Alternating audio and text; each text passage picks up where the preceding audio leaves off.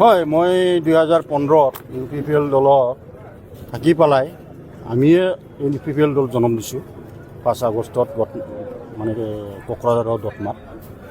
তাৰপিছতে মই এইটো পাৰ্টিৰ গোটেই কামবিলাক কৰি পেলাই মই নিজে দিল্লীত গৈ পেলাই পাৰ্টি ৰেজিষ্ট্ৰেশ্যন কৰিছোঁ, চিম্বল মই লৈ আহিছোঁ UPPLৰ গোটেই কাম মই কৰিছোঁ। আৰু মই যেতিয়া জেনেৰেল ছেক্ৰেটাৰী আছিলোঁ তেতিয়াই আমি 12টা সমষ্টি পাইছিলোঁ 2020ত, আৰু বিজেপিৰ সমৰ্থন লৈ পেলাই আমি চৰকাৰো গঠন কৰিছিলোঁ।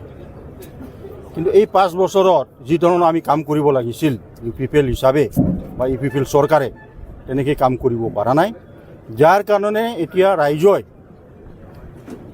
আমাৰ এই 2025ৰ যিটো ইলেকশ্যন BTC ইলেকশ্যন, ইয়াত 40টাৰ ভিতৰত 28টা সমষ্টি আমাৰ BPF দলক বা হাগ্ৰামা মহিলাৰী ডাঙৰীয়াক সমষ্টি দি দিলে। ইয়াত ক্লিয়াৰ এটা মেণ্ডেট আহিছে যে 5 বছৰ প্ৰমোদৰ নেতৃত্বত যিটো চৰকাৰ হৈছিল কাম কৰিব পৰা নাই ৰাইজৰ, গতিকে এতিয়া আকৌ হাগ্ৰামাক আনিব লাগে আৰু ৰাইজৰ কাম কৰিবলৈ সুযোগটো দিব লাগে। অকল ঢাক ঢোল বজা চৰকাৰ আছিল নেকি? একজেক্টলি তেনেকৈ নহয়, কিন্তু যি ধৰণৰ তেওঁ প্ৰতিশ্ৰুতি দিছিল ৰাইজক, তেনে প্ৰতিশ্ৰুতি ৰক্ষা কৰিব পৰা নাই মোহন বড়ো ডাঙৰীয়াই বা UPPL চৰকাৰে। তো গতিকে এতিয়া হাগ্ৰামা মহিলাৰী ডাঙৰীয়াই যিহেতু ৰাইজে বিচাৰিছে আৰু বহুত সমস্যা আছে BTAD অঞ্চলত, বিভিন্ন জাতি জনগোষ্ঠীৰ মানুহ ইয়াত বসবাস কৰে, 26টা জাতি জনগোষ্ঠীৰ মানুহে। তো গতিকে তেওঁলোকৰ কাম কৰিব লাগিলে সকলো জাতি জনগোষ্ঠীক লগত লৈ পেলাই আমি কাম কৰিব লাগিব। সেইকাৰণে মই হাগ্ৰামা মহিলাৰীৰ হাতখন মজবুত কৰাৰ কাৰণে আজি UPPL এৰি পেলাই ৰাইজৰ লগত মই আহিছোঁ, হাগ্ৰামা মহিলাৰী যাতে ৰাইজৰ কাম কৰিব। যিহেতু হাগ্ৰামা মহিলাৰীৰ লগত আজিৰ পৰা আপুনি কাম কৰিব, UPPL দলৰ আপুনি এজন যিহেতু ফাউণ্ডাৰ আছিলে, কিবা ক্ষোভ আছিলে নেকি আপোনাৰ UPPL দলৰ প্ৰতি? তেনেকৈ ক্ষোভটো মোৰ নাই, কিন্তু অলপ মই বেছি কথা কোৱাবিলাক মই বেছি ভাল নাপাওঁ।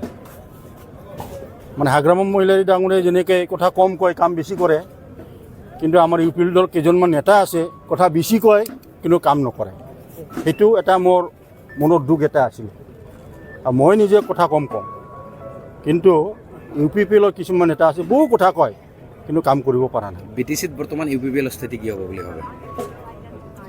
পাৰ্টি হিচাপে থাকিব, হয়তো এছেম্বলি ইলেকশ্যনত 1-2টা চিট হয়তো পাবও পাৰে, কিন্তু মেক্সিমাম এতিয়া BPF মুখী হৈ আছে মানুহবিলাক। এতিয়া আজি আমি যিটো ইয়াত জইন কৰিলোঁ, নিশ্চয় মেছেজটো যাব। এই মেছেজ গ'লে প্ৰত্যেক ডিষ্ট্ৰিক্টতে আকৌ BPFৰ ফালে মানুহ আহিব।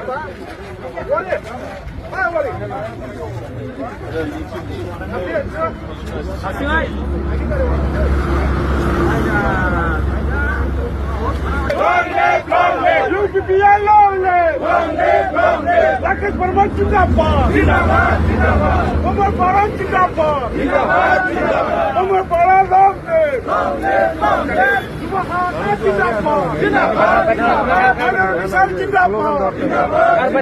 Bosaigaon District Committee Zindabad, Zindabad, Zindabad. সে বাইরে যাই গা ভিতৰত আমি মাজবাটলৈ যাই পাম।